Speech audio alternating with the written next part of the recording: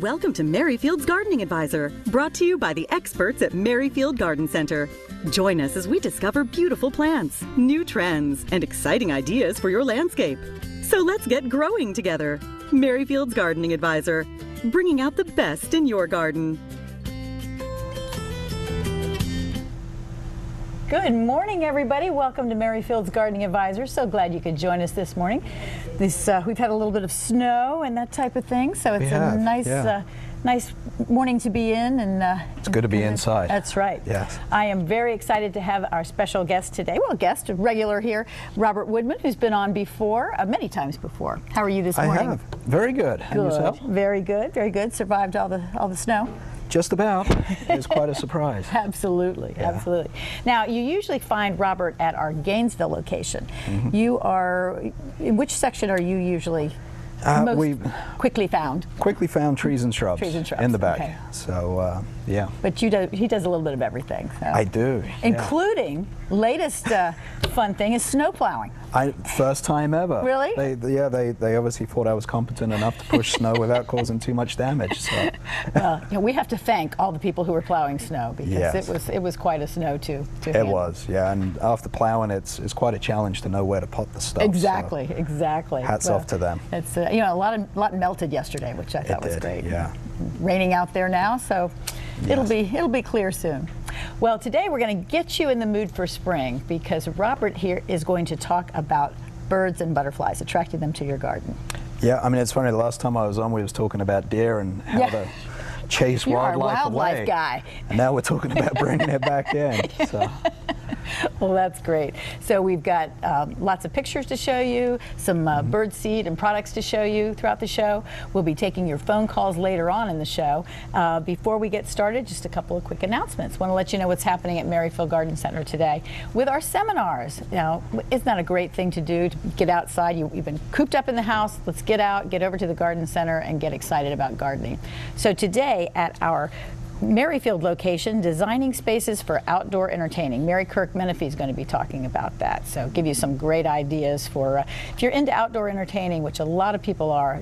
She's got some super ideas and things that you can add to your landscape. 10 a.m. at the Merryfield location. It's actually at the Merryfield Community Hall, which is right next door to our Lee Highway at Gallows Road location. So that's at 10 a.m. At our Fair Oaks location today, orchids. Now this is a repeat. Jonathan Cavalier is going to be here talking about orchids. He's with the Smithsonian and he does a fantastic job. So if you didn't get to see it last time, let's be sure to see it today. That's at 10 a.m. at our Fair Oaks location. And at our Gainesville location, walks, walls, and patios. Loretta Holt is going to be talking about that today, and she does a fantastic job on that. She does. And Loretta is out at our Gainesville location on Sundays, I think, isn't she? That's right, yeah.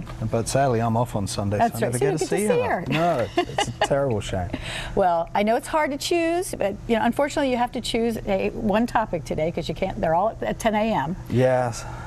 So pick one and come out and take advantage of it. It's absolutely free, great way to learn more about gardening. And so next week we've got 3 more topics: attracting birds and butterflies, gardening trends in 2014, and seed starting.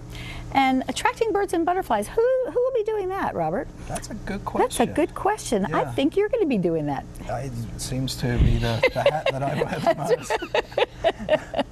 most. So you'll be able to really expand on what you're talking about today. Oh yeah. I mean, there's only so many minutes in the show that we can talk about, so it's nice to be able to have the seminar where you can really open it out and discuss it more. And then they can ask questions as well. Exactly. Yeah. Great. Yeah. Well, we'll look forward to that. So this will give you a little heads-up starter course today, and then you can finish up next weekend at the seminar. So please take advantage of those. If you haven't gotten our seminar schedule yet, you can stop by and pick up a copy at the store, or you can go online at merryfieldgardencenter.com. Excuse me. Okay, I think that is all the announcements that I have before my voice comes back. So let's get started. Now, why do we want to attract birds and butterflies to our garden? I mean, it's a good question, but we are seeing, these days we're taking up so much land for development. Right. The habitats are beginning to vanish, their natural habitats, and even the plant material. We're taking away a lot of the native plants and we're replacing it with alien plants, basically plants that don't really attract anything to feed on. So it's very important for us to create these islands, basically, or greenways, right, so that the birds and butterflies have a way of linking from natural environments through our gardens to other natural environments. It helps with the migration. And so the alien plants and the native plants are competing against each other? Yeah. I mean, there's always a lot of talk about invasive plants beginning to escape our gardens and get into natural areas, and these plants will outcompete our natives in terms of growth, light, and even food sources. So having these plants in our gardens definitely helps. Right. Helps them out. It does provide an area of conservation. And this plant right here is a good example. It's actually a Norway maple. The particular cultivar is Crimson King. Very, very popular plant for a while. And one of its most desirable characteristics is that no insects feed off of it, which for a gardener is definitely an ideal thing, because we don't want insects feeding on our plants. But if you want to have birds in your garden, you definitely want to attract insects in, because the birds obviously feed off of them. Just to give you an example, actually, if we can go to the next slide, about bringing nature home. This is one of the best books I think I've ever read. But if you go onto the website, bringingnatureHome.com, which is the author's website, he talks about moths and butterflies, and how certain plants support them. And oaks, for example, our own native oaks, will support 534 different species. So it's a very useful thing to have these natives in there. Right. But a lot of our native plants have co-evolved with the insects, so having these alien plants come along, those insects aren't feeding off of them, so we're seeing a drop in their population, which affects birds as well. Great. So we have to be careful there. Food and shelter. Yeah, a lot of our forests were under threat. I mean, we've lost the chestnuts, unfortunately, the chestnut blight. In just a 50-year period, we lost 99% of them. Wow. And they were a major food source for a lot of our wildlife. Really decimated the wild turkey population, because one tree could produce over 6,000 nuts, as opposed to only up to 1,000 acorns per an oak tree. Wow. But it all really boils down to having insects in the garden, and you can see here with this katydid right here, or bush cricket, and also things like cicadas, having them around. So we've really got to be careful about not getting rid of all the insects. It's kind of a slippery slope, isn't it? Yeah, really definitely a balancing act. But 96% of our bird life relies on insects to feed their young, so we've got to keep that in mind. And pound for pound, insects contain more protein than beef, and that's what's really important for the bird life, is to feed off of these insects. Interesting. So if you want birds, you have to have insects. There you go. Well, I do want to mention too the book that you showed. We do not have that at the Garden Center right now, so sorry about that, but hopefully we'll get some more of those in. It's a great book to have if you're into wildlife in the gardens. Right. Bringing Nature Home is a great book for the bookshelf. We're going to take a quick break and come back with more on attracting birds and butterflies to your garden.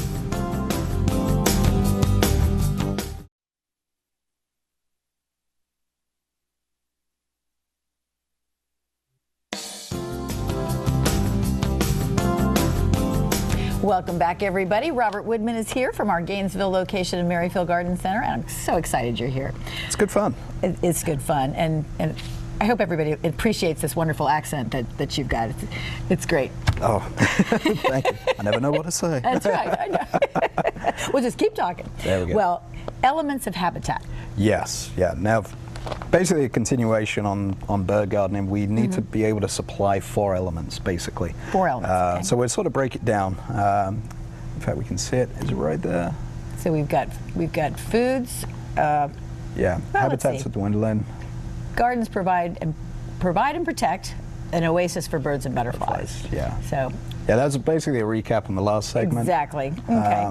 But let's get down to the elements right now. The first one, obviously, is we just need to provide food. Okay. And especially, during this winter, everything's either been frozen for so long or snowed under. So being able to provide that food source is critical for those birds. And definitely once you start providing it, they start coming into the garden. For quite a bit. But seeds are probably one of the easiest ways that we can provide for birds, and I've got a couple of examples on the desk right here. My favorite, sunflowers. I love using sunflower seed, which I often get the big bags of sunflower which come with the seed husk, and it can be messy. Yeah. Yeah, so my there's mother-in-law no doubt in about Pennsylvania that. always says, I want this seed because I don't want that mess. Yeah, I mean, I normally stick a large empty pot underneath the feeder, and that just collects the seed husk as it drops down. But you can get, through this brand here, Coles, sunflower seeds that have already been dehusked, which if you live in a condo, it's a wonderful thing to be able to pot on the balcony. It doesn't create any mess. Even if they do drop the seeds, they can pick it up. I will say Coles, the brand that we carry, it's a really, really good seed company. Very clean seed. They also pump the bags with nitrogen before they seal it, so you don't have any critters that live inside. That's great. That sometimes can be a problem with cheaper bird seed, unfortunately. So it's a really nice product. They always sell it in clear bags, so you can actually examine it first. Now, if you have a problem with squirrels, which, yeah, I get squirrels, but it's entertainment for my cats, you know, looking out the windows. And your kids too, probably. Kids and cats. Safflower seed, which is this guy right here, is wonderful. Squirrels don't like it. Even the sparrows don't really care for it too much. And it's something which, if you've got blackbirds, they don't like it either. And blackbirds have a habit of chasing away some of our bird life by just basically squawking too much. Another good one is the Niger seed or thistle seed. That brings in a lot of goldfinches into the garden, and there's quite a few other things, cracked corn, peanuts, things like that. And we do have a wide variety. Oh, big mix, which is what's really nice. And there are blends which are developed to attract in certain birds as well. There's also mealworms as well, which is a very popular one for bluebirds. But basically, the second thing that we need to provide is cover for the birds. They need somewhere to go hide if there's a predator around. And if we can go back to the slide just before this one, we'll see some hollies, which are the red berries. Okay, they're bringing it up. Okay. Yeah. Always technical problems. We're just rolling along here. Exactly. But hollies or Ilex opaca, which is one of our native ones. You can see that robin perched at the top, and then the winterberry holly just underneath. Did you know that the Ilex opaca, which is where the robin is, there's been, they think there's about 18 plus different bird species that rely on that plant for food. Wow. And as for the other one, the winterberry, you're looking at about 49 different species which are attracted into it. And these fruits will persist through the winter, so it's a great source of food for a lot of our wildlife. Perfect. In the next slide is the juniper, and it's actually one of my favorite birds on there, which is the waxwing, the cedar waxwing. But junipers are native junipers, which are often called the eastern red cedars, will support over 50 different kinds of songbirds and various other things, as well as being a great shelter plant. It's good for nesting sites as well. And then serviceberry, there we go. Great little berry plant. Kind of looks like a blueberry. It does. But it grows into a really nice, sort of a smallish flowering tree. And if you're lucky enough to get a hold of the fruits, they are edible. Really? You can pick them off and eat them. But you're going to have to the birds, you're going to fight those birds for them. You've got to beat the mockingbirds to it, which always seem to be on them. Next picture is a black gum, which you can see here in this picture. It's one of the first trees to change color in the fall. And what a lot of people think is that it's a foliar fruit and flagon type thing. Okay. So as the migrating birds are going over the treetops, they see this tree and they know that there's berries on it, so they go down and start feeding off of it. And it's actually a very heavy nectar producer as well, so it really helps our bee population as well, which even they're under threat. So you've got to be careful there. Viburnums, another great shrub to use in the garden, a lot of native ones. This definitely is a really cool plant. This is Viburnum nudum, where it produces those pink berries very early on in the season. The berries will change color as they age, going to Love a the sort foliage of blue. on that also. Oh yeah, really glossy, and you get great full coloration as well. Really easy plant to grow is the Viburnum nudums. And the last one is actually the wax myrtle, which you don't see in a lot of gardens, but this is probably one of the highest fat content berries for birds. So it's definitely an important plant to have. And it also has a really wonderful fragrance to the foliage. So when you crush it, you get a really nice aroma. So these are your kind of top picks for the plants? They are tops. I mean, obviously during the seminars, we cover a bigger range, but this is just basically a taster for what we can pot out there for the birds. A live-in pantry, basically. There you go. So their grocery store. Yeah, but some of the other elements that we do need to provide, water. Water, of course. I mean, obviously with the cold temperatures we've had recently, you know, putting out water, but we've also got to make sure that it doesn't freeze. So a little gadget like this. An interesting looking thing. It is, but it's basically a bird bath heater. Let me hold that up here so we can, oops. There you go. Prevents the water from freezing up too much and allows the birds to get down there and have a good drink, which they do need. But that's definitely a critical thing. And there's various styles of that. There is, yeah. This is just one of them, right. but there's a lot of different things that you can get. Okay. But also, you know, the next thing that we always need to provide is somewhere for them to raise their young, nesting sites. Right. So birdhouses are the obvious go-to ones. But what I have seen is actually, you know, during the summer you're not really using your suet feeders. If you stuff this with cut pieces of yarn or dryer lint, the birds will peck it out and use it for nesting material. Wow. So it's a great way of recycling some of that. I'll turn it around here so you can see. That's just a suet feeder. Just typically you'd put the suet blocks in, which we have right here, during the winter. But during the summer, because it is basically a fat, you don't want them melting and becoming rancid. Right. So you can use it for a different purpose, which is providing nesting materials. Great. So it's a good way to do it. Okay. What we've also got to remember is whenever we're placing bird food out in the garden is not to have it too close to the building. Now you can have it as close as 3 foot from the building, or as much as 30 foot away is ideal, because if the birds spook or get scared, they'd see the reflection in the window of a tree and they'll fly to it. They're going to collide. Yeah, and did you know that over 1 billion birds are estimated to die because of window collisions? So it's something we just need to keep in mind. Another thing that we do sell at the garden center is these decals, which you can't really see them too clearly unless we get a zoom in on it. But it's basically a cutout of a bird that you can stick on your windows. So it's kind of attractive from a homeowner's point of view. That up a little bit. There we go. You can see it quite clearly there. But it shows the bird where the window is. It gives them a point of reference. They're not going to fly into the window. That's a good idea. Hit their heads, do any damage that way. But I mean, window coverings will also do it as well. If you've got blinds, just roll them down so that the birds They just don't want to see their reflection in there. Is that what it is? Well, I mean, it's a reflection of a tree or a bush, which they think, okay, there's the cover where I can escape to. Gotcha. So putting those up, definitely a plus. Good point. Good point. Okay, we've got to take another quick break, and we will be right back.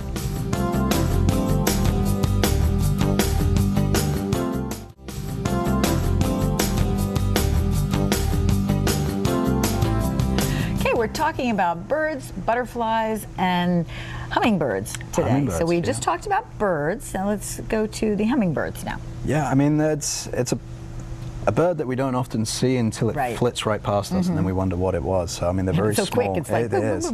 But with hummingbirds, trying to attract those into the garden, it's really easy. Red, you know, red is the color of attraction. And seeing as Valentine's Day was perfect. He's even got a red helmet on. Yeah. Look at that. I mean, I love this picture. It shows great patience. You know, what kid could sit there long enough to have those hummingbirds come up and hang around? That is amazing. But definitely, if you are trying to get hummingbirds in the garden, you've got to keep a feeder out because there's not enough flowers that can provide nectar for them to drink for a long enough period to sustain them. So having those... they're not going to stay, in other words, if you don't have something there. No, but having those feeders out in the garden will provide a reliable source of food for them. And it's very easy to make the hummingbird nectar up. I mean, we do sell packets which you can mix with water, but even just 1 part of sugar to 4 parts water, boiled up first of all, let it cool, and then you can use that in your feeders. And the feeders often come in red, so it attracts them in. And we've got one over at the side of the desk here if you can get a shot of that. They're getting it there. And you've got the nectar right beside it. Nectar right beside. But what we do have to remember with hummingbird feeders is that they can start growing a fungus on there, which can damage the hummingbirds. So you have to keep them clean. Yeah, so there is a required amount of work, a sort of responsibility for the homeowner to make sure that it's all cleaned up. The concentrate of the nectar right which there. Which we have right here. And let me just bring it over. You can see the hummingbird feeder right there where you've got the red down at the bottom and it attracts them in. So they come in and feed off of them. We've got the brushes as well, various gadgets and implements to keep those feeders clean. How full would you keep that with nectar? Would you keep that A lot of it depends. Well, a lot of it depends on how many you get coming to your garden. Obviously, you don't want to have all of it spill out and start attracting ants to the garden, because then it becomes more of a headache. So using it sparingly, and then just filling it up when you need it, and then cleaning it out every 2-3 days, just so that you don't have any of that fungus issue. Right. So it's something to keep in mind. You do have a job to do. There is, but there's also a lot of plants which do attract in hummingbirds. And the very first slide, which we're going to show right here, this is actually a tree in my own garden. Okay. It's called a red buckeye. Oh, wow. Love the tree. It's a great one to have. And this for me is always, whenever this tree comes in flower, that's when I notice my first hummingbirds of the season. Oh, yeah. So it's typically in bloom, kind of very beginning of May, maybe late April. And if you sit there long enough, you start seeing the hummingbirds going to and from the flowers. Another great one here is the honeysuckle. This is actually one of our native honeysuckles. Love honeysuckle. Unfortunately, our native ones aren't the ones that have the fragrance. It's typically the Hall's honeysuckle, the Japanese one. Okay. That one is considered to be an invasive. So it's nice if we can use some of our native ones in the garden. Now, the hummingbirds will go to the Japanese honeysuckle without any problems. But like I say, it's always nice to try and use our own natives because it supports a lot more. Yeah.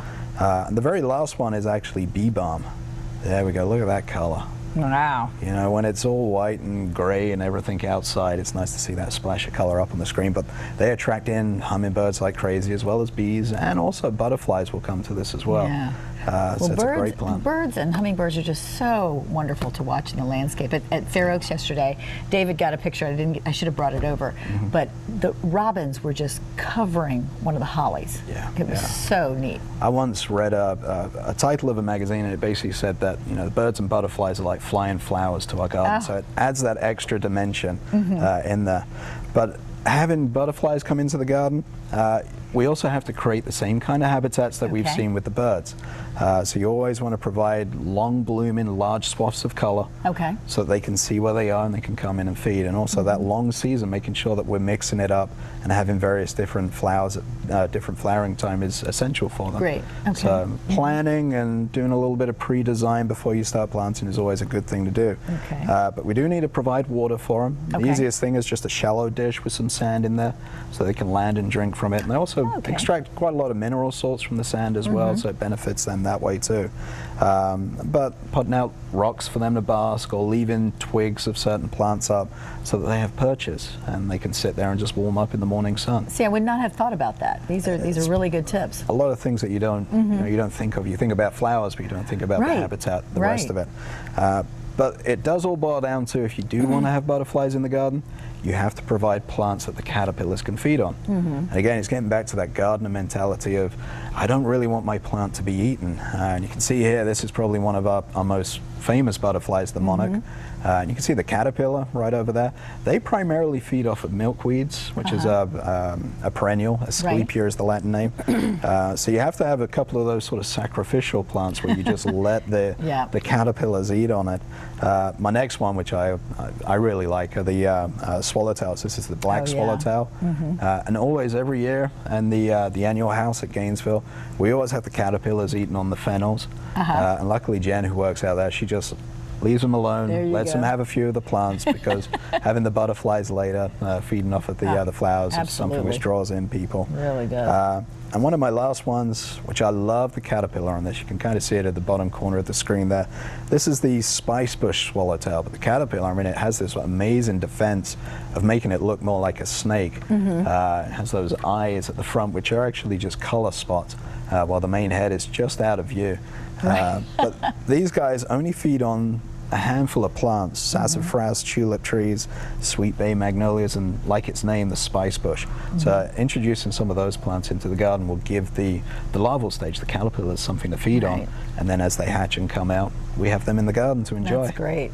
So again, there's that balancing act, because you need to provide the host plants, but then, like you said, so I guess pesticides, what do you...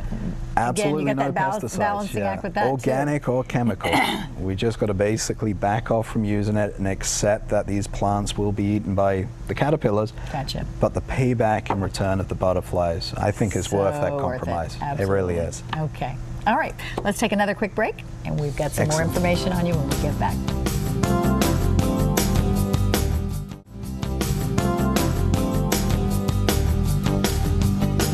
Now that's a cool looking book.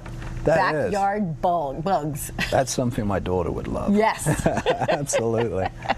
We're going to get to see your daughter in a little bit. We are, yes. Yeah, she pops up a little bit later. That's right, she does. Okay, we're talking about butterflies now. Yep, moving on to butterflies. Moving on to butterflies. So now, habitat is so important to it is, yeah. We talked about what we need to provide for them in the first place to come to our garden. But they're kind of like birds. There's a lot of plants that they need for drinking the nectar that we can provide in our garden. Now what we've got to remember is that butterflies aren't exactly the most agile flyers, not anything like a hummingbird. They're very clumsy.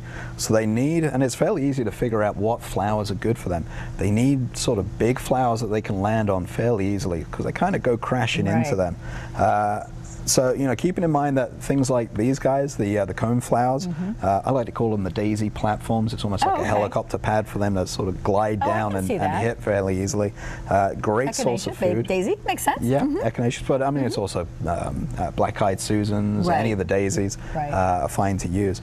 So they need those landing pads to come on. So think of the daisy-type flowers, number one. The next one that we're going to see coming up in this slide are spiky flowers. Okay. Another good one, butterfly bush. Now this is actually one of those alien-type plants, but it has a little bit of a twist. Even though it is considered invasive in some parts of the country, this is actually a very high nectar source. So it actually benefits and supports a lot of endangered butterflies.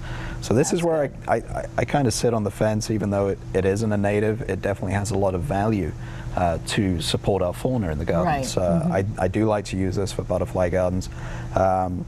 You can see here Agastache, the hyssops, another good one which has a spiked flower, and in the previous shot that was a tiger swallowtail sitting on the butterfly bush, so always attracts in a lot of different butterflies.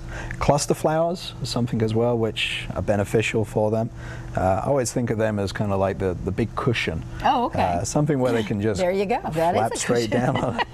Almost so soft you want to put your head on it. But Eupatorium, or the Joe Pye weeds, I've always wondered where that got that name. You know, Joe Pye, yeah. And you always think weed, it has such a negative. Joe Pye found him or something. Probably. But I mean, it's a great one for butterflies to land on. You see a huge range of different insects as well sitting on there. And solidagos, the goldenrods. You know, this is one which, you know, they can support over 100 different kinds of moth and butterfly species. Unfortunately, it's got a negative reputation in the garden because you see it along, you know, railroad tracks and things like that. But there's a lot of really useful cultivars that we can blend into our perennial beds. I've got one called Fireworks, which stays low. Really, really attractive. And then also large flowers, things like lilies, and we're seeing this picture right here, hibiscus, which is one of our perennial ones.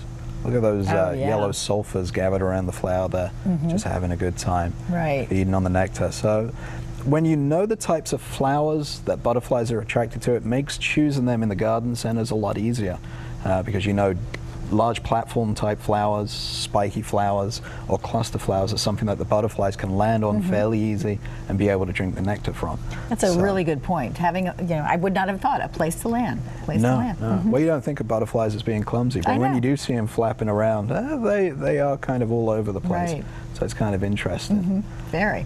But one of the other things, you know, we always think about butterflies, hummingbirds, and regular birds, but we don't think about moths.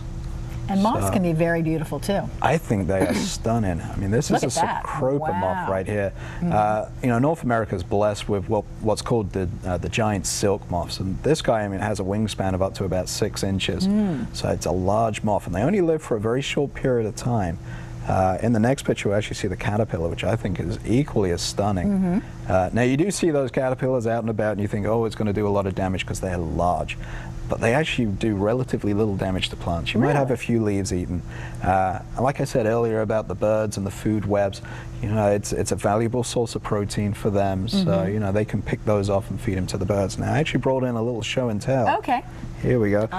This is a cocoon from I'll take that. A giant silk moth. Now, he's actually inside there, sleeping away. Okay, see if I can hold him over here so you can get a good look at him.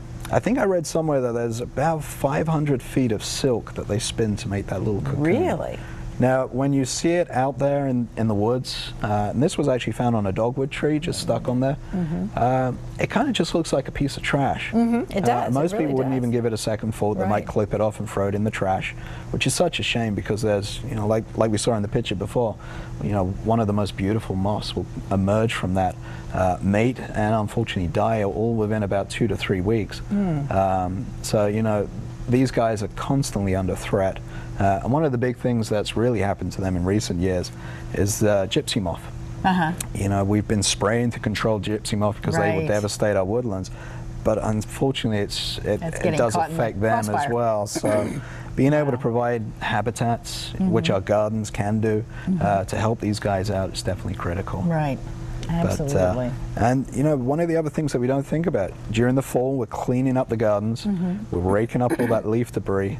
We're unfortunately removing a lot of these cocoons at the same time because they look just like leaves. Is that kind of a something to protect them, kind of so that animals don't see them, birds don't see them as much? Well, a lot of the times their protection is to hide in the leaves, that leaf litter during the fall. And you know, when we're, particularly the Luna moth is one of them that will do it, put the cocoon in the leaf litter. Right. It's just to leave that on the ground. Maybe clean it up come spring once they've had a chance to come out and start flying around.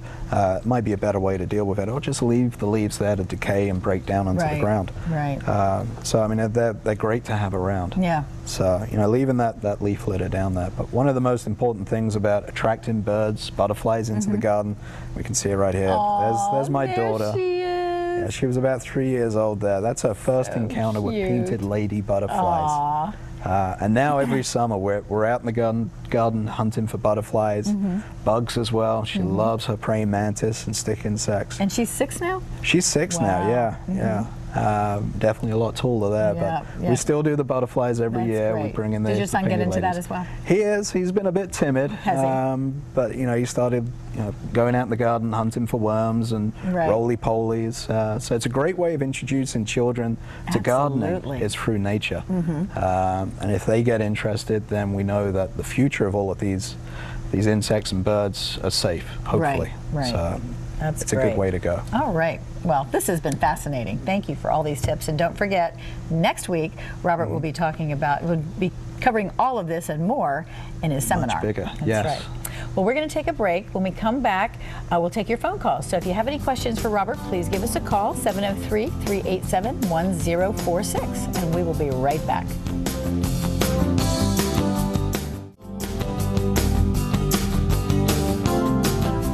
Welcome back to Merrifield's Gardening Advisor. It's time for your phone calls, 703-387-1046.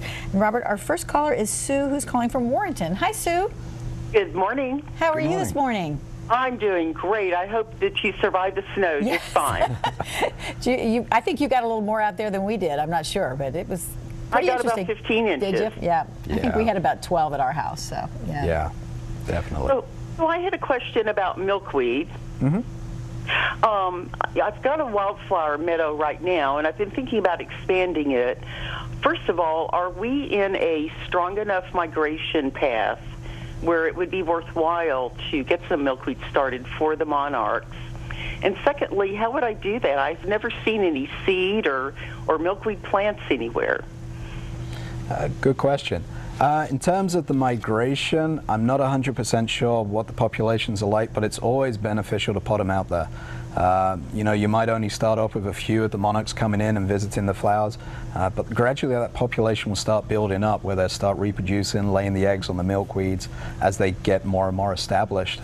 So you've got to start somewhere, and definitely putting in some plants are a great way to start. Now, in terms of seed, they are a little bit hard to find. We do have quite a range of different plants at the nursery, and there's several different species that you can use. There's the tuberoses, which have the bright orange flowers, which attract them in, also as a nectar plant. And then we also carry close to the species in a couple of the cultivars with those as well. So we do have them available come spring as plant material, which just plugging those in and allowing them to grow and set seed. My ones at my own house have set seed. It's taken about 2, maybe 3 years, and they're beginning to pop up in different areas of the garden as well. And I normally just leave them alone at that point. One thing milkweeds do not like, I have to mention, is root disturbance. So once you've got them in the garden, try not to move them around. As a gardener, we always have that tendency to move plants around like it's furniture. But with the milkweeds, once you've got them established and they're growing fine, leave them alone. That's always the best way to go. Does that help you, Sue?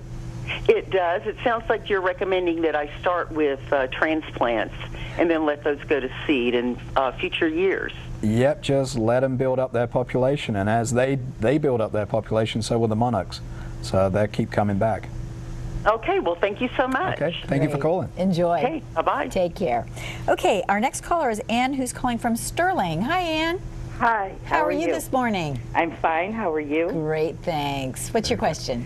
I was in Hawaii this past summer, and I brought back a little stick of a Flammarion tree, and it was USDA approved, so I'm not bringing back any bacteria or any critters. And I planted it in a nice large-sized pot, had it outside, and it had wonderful leaves on it. In October, I brought it back into the house because the instructions said when it gets to below 65, bring it in the house. And I had it in the house, and it was still beautiful. And then shortly after Christmas, the leaves started falling.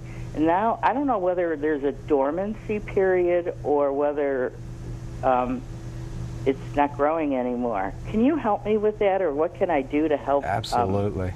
Yeah, I mean, you hit the nail on the head. There is a dormancy period for them. Obviously, there's not enough sunlight because, you know, it was sitting outside getting as much sunlight as it could possibly get. And right now, it's much fewer hours. So the plant's not going to be producing a lot of foliage. And in fact, a lot of it will just drop off naturally. You know, in places like Hawaii, you do have kind of a drier season and a wet season, so they do go through a little bit of a seasonal shift. So it's okay for them to drop some of their foliage. It's not going to impact the plant in any way. Once we start getting back into spring, which typically the last frost in this area is about mid-May, you can move it outside, and all of a sudden with that extra heat and light, it's just going to explode in growth again and come right back up again. Now you do have to just watch your watering. You don't want to get keeping it too wet, because obviously there's no way for that water to be transpired out of the plant if the media that it's sitting in is getting too soaked. So you could end up with some rot issues. So allow that media to just dry out a little bit between waterings, and you know, just let it be. It will come right back again. Thank you. Okay. Thanks for the call. Have a great weekend. Okay, let's see if we can fit somebody else in here. Michelle is calling from Stafford. Hi, Michelle. Hello. How are you today? Great. How about you? Wonderful. I really love your show. Thank you. I want to get right to the question. I have an improved Meyer Lemon tree, and it had quite a few lemons this past season.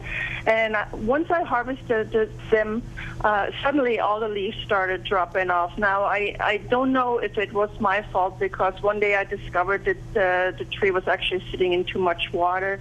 So I let it dry out a little bit, and I also fertilized it. So I don't know if I did something wrong there. Any ideas what happened to my little tree? It's kind of the same thing as the previous caller with the plumeria. It's just a lack of sunlight right now. You're seeing some of the leaves drop off, and the plants will always look a bit sparse. Try and avoid using fertilizer, though, at this time of the year, because that can actually burn the roots. So you just want to go a little easy on that. If you are going to put any down, really water it down, because obviously they're not actively growing, so they don't need that food. So just ease off on that a little bit. You do have to watch out, because things like spider mite, thrip, whitefly, mealybug can become a little bit of a problem on the lemon trees or citrus trees in general. So if you wanted to bring in a few samples of leaves, put them in a Ziploc bag, bring them into our information desk at either one of the stores, we can identify or take a look at it and just see if you do have any issues and identify them from there, and be able to suggest some routine spraying or treatments to get rid of it. But basically it's the same thing, you know, just leave them alone, let them dry out between watering, and then once we start getting into warmer weather and we're past the frosts, pot them back outside and let them get some fresh air again. Okay, awesome. So not all is lost. No. You'll still be fine. But come on by the garden center if you are concerned. Great. All right, great. Thank you so much. I appreciate it. Thanks for the call. Okay, Robert, we're going to take a break. When we come back, Joyce is going to be, she has some birds and butterfly questions as well. So hang on there, Joyce. We'll be right back.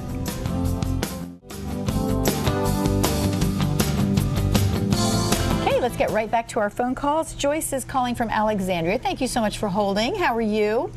I'm fine, thank you. Good. Do you have a question for Robert? Yeah, and I first off just want to say how much I love this show. I watch it. It is the highlight of my my weekend. I can't wait for it to come on. Oh, you are so sweet. Thank you so much. It's wonderful. Thank you so much.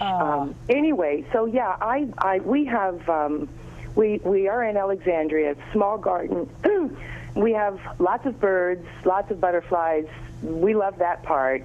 However, at 3 in the morning, like clockwork, I think it's sparrows, but I'm not sure what it is, They start making such a racket, you would think it was 3 in the afternoon. Oh, no. They're screeching and screaming and having a party, and they're right outside of our window. Oh. And we do not do the whole air conditioning thing. We like the windows open. Right. Yeah. How do we spook those guys away? That's the first question. And then the second question, there are tiny white butterflies or moths. I'm not sure what they are. They're fine, but the caterpillars, which are maybe a ½ an inch long or smaller, are stripping my kale and collards. And I am an organic gardener, and I had to cover everything last year with netting, which just looks lovely in a small garden. So what are your thoughts on those two problems? There's that balancing act again, right? There is. Yeah, it is a balancing act. I mean, just to address the butterfly part first, if you enjoy having the butterflies in the garden, then you got to allow the caterpillars to feed. So it's always a bit of a dilemma as to what to do. Is the plant more valuable to you than the butterflies are, and which one should be the priority here? So it's always a tricky one, and it's something that you've got to make that personal decision by yourself, unfortunately. For me, I would probably just have a sacrificial plant, but in a small garden, you don't necessarily want to have something that's stripped down. So I mean, you could put a little sign on it saying it's your wildlife garden. That's right. just for the neighbors. In terms of the birds as well, I mean, that's a tricky one too. Just shy of making a loud noise to scare them off, but at the same time you'll wake up the whole neighborhood. Right. So there's not much you can do. There are various things like scare tapes, and you can also get the fake owls, the plastic owls, which you could put out on the tree to hopefully move the birds away. I mean, they're using the tree as a roosting site just to overnight themselves. But you got to remember, with the owls, you just got to move them around. Otherwise, they're going to know it's just a decoy and end up roosting right next to it. So unfortunately, I'm not coming up with any strong answers for you. Do those owls actually work? They do, as long as you move them. That's always the critical thing. If you leave them in the same position, birds are pretty smart. They figure out that it's just a decoy. So you have to move them around. How often should you move them? Almost every day or every other day. Yeah, you just got to keep outsmarting them. But yeah, it's just trying to find a different roost site for that flock of birds. Okay, so I'm up at 3 o'clock in the morning again. Sorry. Oh, no. Thanks Sorry so about much. that, but thank you. Have a great weekend. Okay, let's see. Our next caller is Maggie, who's calling from Poolsville, Maryland. Hi, Maggie. Hi. How are you? I'm good, thank you. How are you? Great, thanks. What can we do for you? Well, what I really would like to know, I love color in my garden, but obviously you find the most color in the annuals, not the perennials. So I was wondering if there are any annuals that do better in potted plants that I can take out and showcase throughout the summer and spring, and then bring in and will actually survive inside, and I could just put them back out. For annuals, no, sadly. I mean, their main purpose in their lifespan is to flower like crazy, produce seed, set seed, and then they pretty much fizzle out. Now, you can collect the seeds if it's of certain types and certain hybrids and regrow them inside the house during the winter to set back out, or you can take cuttings, things like the pelargoniums or the African geraniums are good ones that you can just take stem cuttings, allow them to root up during the winter, and then bring them back outside. So you've always got a continuing source of annual material. But a lot of times it's using things like tropicals that you can bring out during the summer that will love the heat, the sunlight, and then bring them inside for the winter and overwinter them. But they're going to keep getting bigger and bigger, unfortunately. That's the downside with tropicals. So that's probably going to be the main way to go, is just to look at seed starting, which that seminar, I guess, next week might be a good one for you to go to, where you start off your annuals inside, get a start in the season with the seeds, and then be able to put them out once the risk of frost is gone. Okay, that sounds like a good idea. Maybe I will be taking that seminar. Thank you so much. All right, we'll see you then. Have a good weekend. Okay, let's see. Loretta is calling from Fredericksburg. Hi, Loretta. You there, Loretta? Yes, I'm here. Can you hear me? Great. Have a question for Robert? Thanks about a eucalyptus tree. I lost a maple tree in the derecho that hit here back in June of 2012. And I'd like to get a tree that's non-deciduous, that keeps leaves all winter. And I just wondered what he thought about eucalyptus to be like bird cover and everything. Yeah, it's funny. I actually grow eucalyptus in my own garden, and it's a certain species called neglecta. And it comes from Tasmania, so it's actually suited to our colder climates just fine. Great. It does have a little bit of burn on the foliage. But yeah, you can do it. Now, I will say that eucalyptus is a softwood tree. So, you know, if we get windstorms again, it does have a tendency to break, so keep that in mind. I would probably look at using some other kinds of evergreens instead, things like hollies. Juniper? I'm sorry? Like what? The juniper tree. Yep, junipers, hollies, southern magnolias. There's quite a lot of other plants as well which are well, adapted to this area. But with the hollies, like we saw in that slide earlier, you'll be able to bring in a lot of the bird life as well, and be able to enjoy that, especially the cardinals at this time of the year flying around. It's always a welcome sight. All right. So Sounds good. You can Thank do you very eucalyptus much. if you want to. Right. Okay. Thanks so much for the call. Okay, well, my apologies to Susie who was on hold. We have less than a minute left, so we're not going to be able to get you your call. But stay on the line, and Diane, get your name, and we can have Robert call you back, Yeah, right? absolutely. That'd be great. Thank you so much for being here. Lots of great information. It's always a treat. Hope we've inspired people to hope so get out too. there and do that. Now, you have a blog that you do as well. I do, yes. Yeah, I enjoy doing a little bit of writing on the side, which people are more than welcome to come and visit my blog. It's a nice, easy one to remember, thebritishgardener.com. All right. So take advantage of this wealth of knowledge here. Thank you all so much for being here. Don't forget to make a choice and go to one of the seminars today. Next week, let's see, we will be talking about edible gardening. Michael Fay is going to be here next week. So we've got something great for you every week. So have a wonderful week. Stay safe with all this snow. See you next time.